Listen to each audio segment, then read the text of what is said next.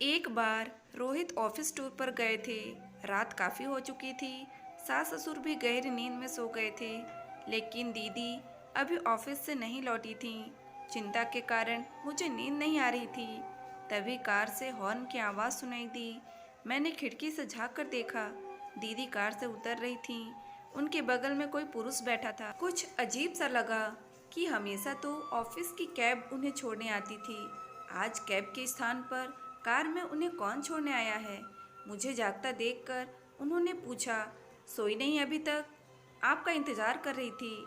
आपके घर लौटने से पहले मुझे नींद कैसे आ सकती है, मेरी अच्छी दीदी। मैंने उनके गले में बाहें डालते हुए उनके चेहरे पर खोजी नज़र डालते हुए कहा, आपके लिए खाना लगा दूं? नहीं, आज ऑफिस में ही खा लिया था। अब तू जाकर सो जा। गुड नाइट दीदी, मैंने कहा और सोने चली गई। लेकिन आंखों में नींद कहाँ। दिमाग में विचार आने लगे कि कोई तो बात है। पिछले कुछ दिनों से दीदी कुछ परेशान और खोई खोई सी रहती हैं। ऑफिस की समस्या होती तो वे घर में अवश्य बताती।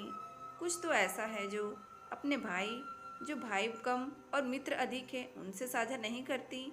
और आज इतनी रात को देर से आना, वह भी किसी पुरुष के साथ। जरूर कुछ दाल में काला है। इसी पुरुष से विवाह करना चाहती तो पूरा परिवार जानकर बहुत खुश होता। सब उनकी खुशी के लिए उनकी पसंद के किसी भी पुरुष को स्वीकार करने में तनिक भी देरी नहीं लगाएंगे। इतना तो मैं अपने विवाह के बाद जान गई हूँ। लेकिन बात कुछ और ही है जिसे वे बता नहीं रही हैं। लेकिन मैं इसकी तह में जाकर ही रहूंगी। मैंने मन ही मन तय किया और फिर गहरी नींद की गोद में चली गई। सुबह 6 बजे आँख खुली तो देखा दीदी ऑफिस के लिए तैयार हो रही थी। मैंने कहा, क्या बात है दीदी, आज जल्दी? मेरी बात पूरी होने से पहले ही वे बोली, हाँ आज ज़रूरी मीटिंग है, इसलिए जल्दी जाना है। नाश्ता भी ऑफिस में कर लूँगी, देर हो रही है, बाय। मेरे कुछ बोलने से पहले ही वे तीर की तरह घर से निकल गईं। बाहर जाकर देखा वही गाड़ी खड़ी थी। इससे पहले कि ड्राइवर को पहचानूं, वह फुर से निकल गई। अब तो मुझे पक्का यकीन हो गया कि अवश्य दीदी किसी गलत पुरुष के चंगुल में फंस गई हैं। हो न हो वह विवाहित है। मुझे कुछ जल्दी करना होगा, लेकिन घर में बिना किसी को बताए, वरना वे अपने को बहुत अपमानित महसूस करेंगी। रात को वही पुरुष दीदी को छोड़ने आया। आज उसकी शक्ल की थोड़ी सी झलक देखने को मिली थी, क्योंकि मैं पहले से ही घात लगाए बैठी थी। सास ससुर ने जब देर से आने का कारण पूछा तो बिना रुके अपने कमरे की ओर जाते हुए थके स्वर में बोली, ऑफिस में मीटिंग थी, थक गई हूँ, सोने जा रही हूँ। आजकल क्या हो गया है इस लड़की को, बिना खाए सो जाती है। छोड़ दे ये ऐसी नौकरी, हमें नहीं चाहिए, न खाने का ठिकाना न सोने का। माँ बड़बड़ाने लगी तो मैंने उन्हें शांत कराया कि चिंता ना करे, मैं उनका खाना उनके कमरे में पहुंचा दूंगी, वे निश्चिंत होकर सो जाएं। मैं खाना लेकर उनके कमरे में गई तो देखा वे फोन पर किसी से बात कर रही थी। मुझे देखते ही फोन काट दिया। मेरे अनुरोध करने पर उन्होंने थोड़ा सा खाया। खाना खाते हुए मैंने पाया कि पहले के विपरीत वे अपनी आंखें चुराते हुए खाने को जैसे निगल रही थीं। कुछ भी पूछना उचित नहीं लगा। उनके बर्तन उनके लाख मना करने पर भी उठाकर लौट आई। 2 दिन बाद रवि लौटने वाले थे। मैं अपनी सास से शॉपिंग का बहाना करके घर से सीधी दीदी के ऑफिस पहुंच गई। मुझे अचानक आया देखकर एक बार तो वे घबरा गईं कि ऐसे क्या ज़रूरत पड़ गई कि मुझे ऑफिस आना पड़ा। मैंने उनके चेहरे के भाव भांपते हुए कहा, अरे दीदी, कोई खास बात नहीं, यहाँ मैं कुछ काम से आई थी, सोचा आपसे मिलती चलूँ। आजकल आप घर देर से आती हैं, इसलिए आपसे मिलना ही कहाँ हो पाता है। चलो ना दीदी, आज ऑफिस से छुट्टी ले लो, घर चलते हैं। नहीं, बहुत काम है, बॉस छुट्टी नहीं देगा। पूछ कर तो देखो, शायद मिल जाए। अच्छा, कोशिश करती हूँ, कहकर उन्होंने ज़बरदस्ती मुस्कुराने की कोशिश की। फिर बॉस के कमरे में चली गई। बॉस के ऑफिस से निकलती तो वह भी उनके साथ था। अरे, यह तो वही आदमी है जो दीदी को छोड़ने आया है। मेरे मुंह से बेसाख्ता निकला। मैंने चारों ओर नज़र डाली। अच्छा हुआ आसपास कोई नहीं था। दीदी को इजाज़त मिल गई थी। उनका बॉस उन्हें बाहर तक छोड़ने आया। इसका मुझे कोई औचित्य नहीं लगा। मैंने उनको कुरेदने के लिए कहा, वाह दीदी, बड़ी शान है आपकी। आपका बॉस आपको बाहर तक छोड़ने आया। ऑफिस के सभी लोगों को आपसे ईर्ष्या होती होगी। दीदी फीकी सी हंस दी, कुछ बोली नहीं। सास भी दीदी को जल्दी आई देखकर बहुत खुश हुई। रात को सभी गहरी नींद सो रहे थे कि अचानक दीदी के कमरे से उल्टियां करने की आवाज़ें आने लगीं। मैं उनके कमरे की तरफ दौड़ी। वे कुर्सी पर निढाल पड़ी थीं।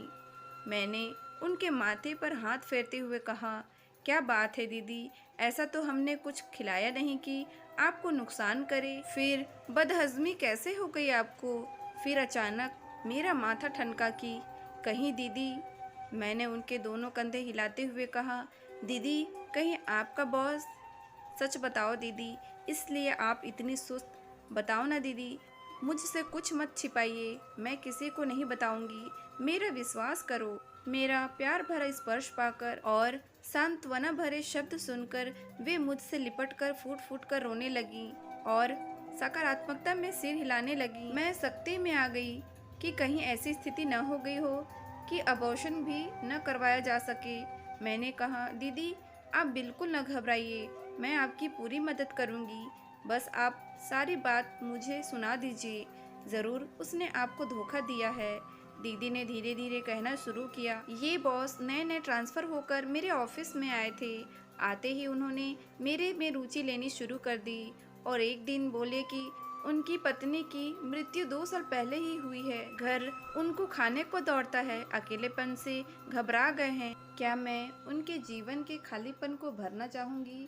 मैंने सोचा शादी तो मुझे करनी ही है, इसलिए मैंने उनके प्रस्ताव को स्वीकृति दे दी।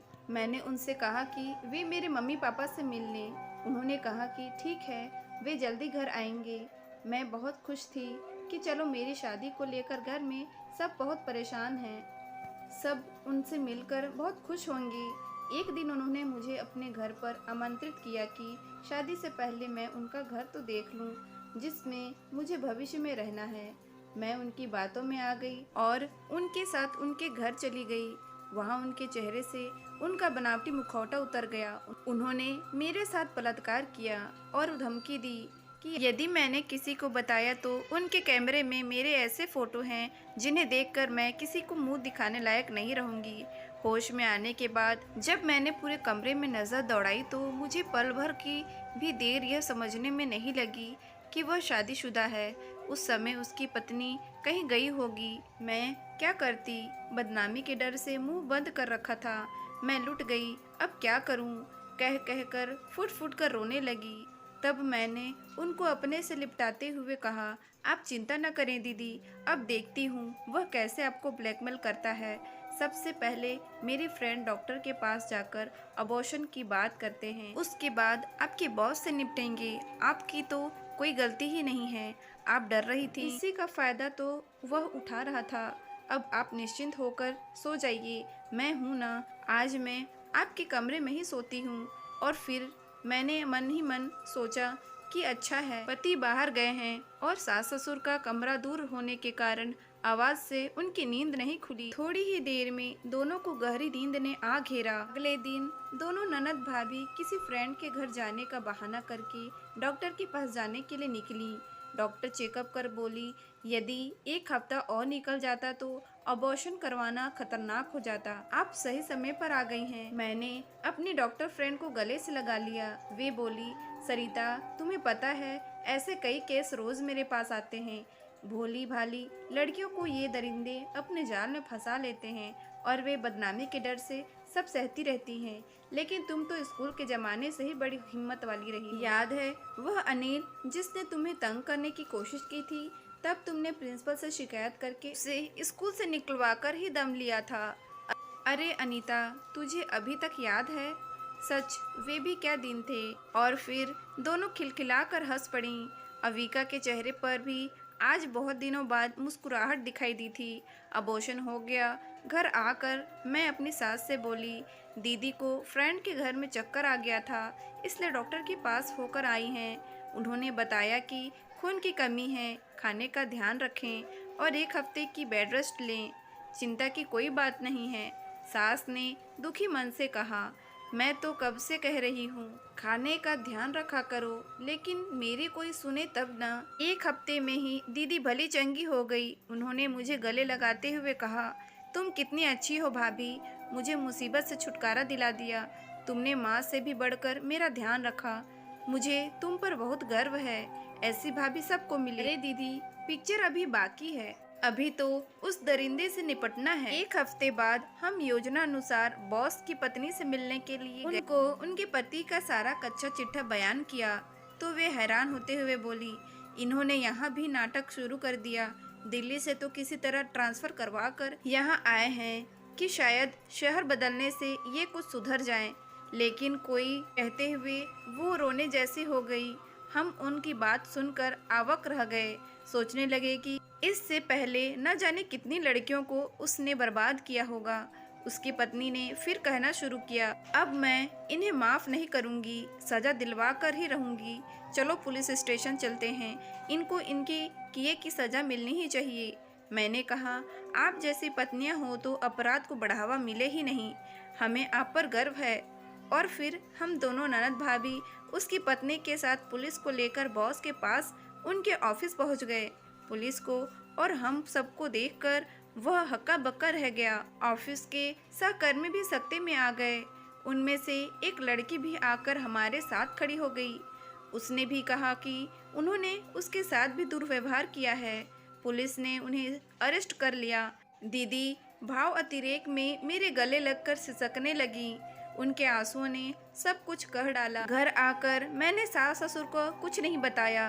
पति से भी अबॉर्शन वाली बात तो छिपा ली, मगर यह बता दिया कि वह दीदी को बहुत परेशान करता था। सुनते ही उन्होंने मेरा माथा चूम लिया और बोले, वाह, मुझे तुम पर गर्व है।